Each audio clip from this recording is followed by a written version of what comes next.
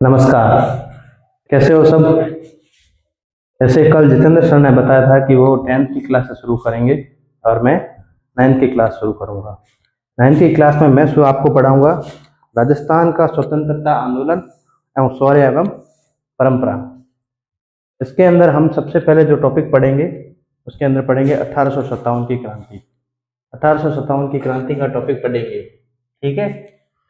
तो सबसे पहले हम जानेंगे क्रांति का क्या अर्थ होता है। ठीक है। क्रांति क्या होता है। क्रांति का अर्थ होता है बदलाव। बदलाव क्या, उथल पुथल या विद्रोह। राजस्थान में जो क्रांति का अर्थ, जो 1857 की क्रांति का अर्थ जो जुड़ा हुआ है वो ब्रिटिश सत्ता के खिलाफ व्यापक आंदोलन था। ठीक है। जैसे उसके बाद हम जैसे ये जानेंगे कि राजस्थान में जब क्रांति की शुरुआत कहाँ से होती है। तो राजस्थान में जो क्रांति का आरंभ होता है वो 28 मई 1857 को नसीराबाद छावनी से होता है। कहाँ से होता है, नसीराबाद छावनी से। ठीक है। और वही बात अगर हम देश में करें कि देश में क्रांति की शुरुआत कहाँ पे हुई थी और कब हुई थी, तो 10 मई 1857 को मेरठ की छावनी यूपी से होता है। ठीक है। जब 1857 की क्रांति थी, जब राजस्थान के अंदर एजीजी होता था। एजीजी का मतलब एजेंट टू गवर्नमेंट जनरल। तो उस समय एजीजी कौन था 1857 की क्रांति के समय? जॉर्ज पैट्रिक लॉरेंस था। ठीक है। जब क्रांति 1857 की जब क्रांति थी उसके अंदर क्रांतिकारियों के क्या मुख्य कार्यालय होते थे। एजीजी का जो कार्यालय होता था वो दो जगह उसका कार्यालय था। सर्दियों में उसका कार्यालय अलग जगह होता था और गर्मियों में उसका कार्यालय अलग जगह होता था। सर्दियों में उसका कार्यालय अजमेर में होता था। जब ग्रीष्म ऋतु आ जाती थी तो वो माउंट आबू चले जाते थे। माउंट आबू कहाँ पड़ता है? सिरोही के अंदर। उसके बाद में जैसे कि हम देखते हैं कि राजस्थान में जो 1857 की क्रांति हुई उसके क्या कारण माने जाते हैं। ऐसा क्या कारण थे जिसके अंदर राजस्थान में जनता के द्वारा विद्रोह करना पड़ा, जनता के द्वारा क्रांति करनी पड़ी। तो सबसे पहला कारण माना जाता है अंग्रेज सरकार की आर्थिक नीति। अंग्रेजों द्वारा जो नई नई पॉलिसी जनता पर थोप दिए जाते थे, अलग अलग प्रकार के कर, तो उसके कारण जनता बहुत क्या परेशान हो गई थी। तो ये सबसे पहले कारण माना जाता है। दूसरा क्या था, राजस्थान के अंदर अगर हम देखेंगे तो अफीम की खेती की जाती थी। तो ब्रिटिश सत्ता ने क्या किया, अंग्रेजों ने क्या किया, उस पर एकाधिकार कर लिया। वहां से उस पे ऊपर क्या लगा दिया, एकाधिकार कर लिया और वहां पे जो आम जनता को वहां पे खेती का अधिकार नहीं दिया।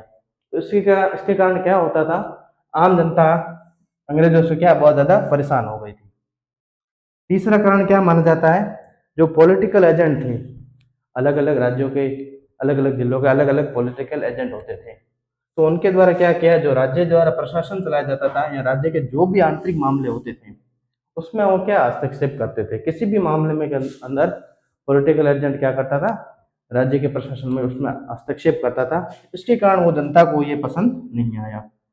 चौथा एक सबसे बड़ा कारण माना जाता है, एक नई एल्फिड राइफल्स थी जिसके अंदर क्या था, जिसके आटे में क्या, हड्डियों का चूरा मिला होता था। जिसके कारण क्या होता था कि जो सैनिक थे उसका धर्म के ऊपर उसको, वो धर्म के ऊपर उसको दिक्कत आती थी, या धर्म के मामले के कारण ये 1857 का एक बड़ा पहलू माना जाता है कि लोगों का धर्म, कि अंग्रेज सरकार हमारा धर्म खराब कर रही है। ठीक है। अगला, 1857 की क्रांति के समय नियुक्त पॉलिटिकल एजेंट, जो 1857 की क्रांति थी उसके अंदर अलग अलग जगह पे अलग अलग पॉलिटिकल एजेंट थे। तो कहाँ कहाँ पे पॉलिटिकल एजेंट थे? जोधपुर में था जो पॉलिटिकल एजेंट वो था मैकमोशन। ठीक है। और जयपुर में कौन था पॉलिटिकल एजेंट? ईडन था। तीसरी जगह भरतपुर में था मॉरिसन। और चौथा कोटा में था मैकमोशन। और पांचवा उदयपुर में कौन था? मेजर स्वावर्स। और छठा सिरोही में था जेडी हॉल। ये जेडी हॉल कौन था? ये भी सिरोही के अंदर क्या पॉलिटिकल एजेंट था। पॉलिटिकल एजेंट के बाद हम पढ़ेंगे 1857 की जब क्रांति थी उसके समय अंग्रेजों की कितनी, 6 सैनिक छावनियां थी। तो पहली सैनिक छावनी थी खेरवाड़ा। खेरवाड़ा का जो मुख्यालय पड़ता था वो पड़ता था उदयपुर के अंदर। ठीक है, उदयपुर के अंदर उसका मुख्यालय पड़ता था। रेजिमेंट थी वहाँ पे भील रेजिमेंट, भील रेजिमेंट वहाँ पे थी। ठीक है, दूसरा जो छावनी थी वो नीमच छावनी थी। नीमच छावनी जो थी उसका मुख्यालय पड़ता था कोटा के अंदर। ठीक है, कोटा के अंदर उसका मुख्यालय पड़ता था और वहाँ पे कोटा बटालियन थी रेजिमेंट। ठीक है, तीसरी जो छावनी है एरिनपुरा, एरिनपुरा छावनी है जिसका मुख्यालय पड़ता था पाली के अंदर, मुख्यालय उसका पड़ता था। और वहाँ पे जो रेजिमेंट थी कौन सी थी, Jodhpur lesion, Jodhpur lesion regiment थी। चौथी जो छावनी थी वो ब्यावर थी। ब्यावर कहाँ पे, अजमेर में, जिसका मुख्यालय अजमेर में था। और वहाँ पे जो थी अजमेर में मेज रेजिमेंट थी। अगली जो छावनी है नसीराबाद, अजमेर के अंदर दो सैनिक छावनियां थी, एक ब्यावर थी और दूसरी कौन सी थी, नसीराबाद। इसका नसीराबाद का इसका भी मुख्यालय उदयपुर अजमेर में है। तो इसमें के अंदर जो रेजिमेंट थी नसीराबाद के अंदर वो थी 15वीं व 30वीं बंगाल नेटिव इन्फेंट्री। ठीक है, अगली जो सैनिक छावनी है देवली, जिसका मुख्यालय पड़ता है टोंक के अंदर। ठीक है, और टोंक में जो रेजिमेंट थी वो थी कोटा कंटीजेंसी। मैं आपको एक चीज और बताना चाहता हूँ कि जो सबसे शक्तिशाली जो छावनी थी वो नसीराबाद छावनी थी।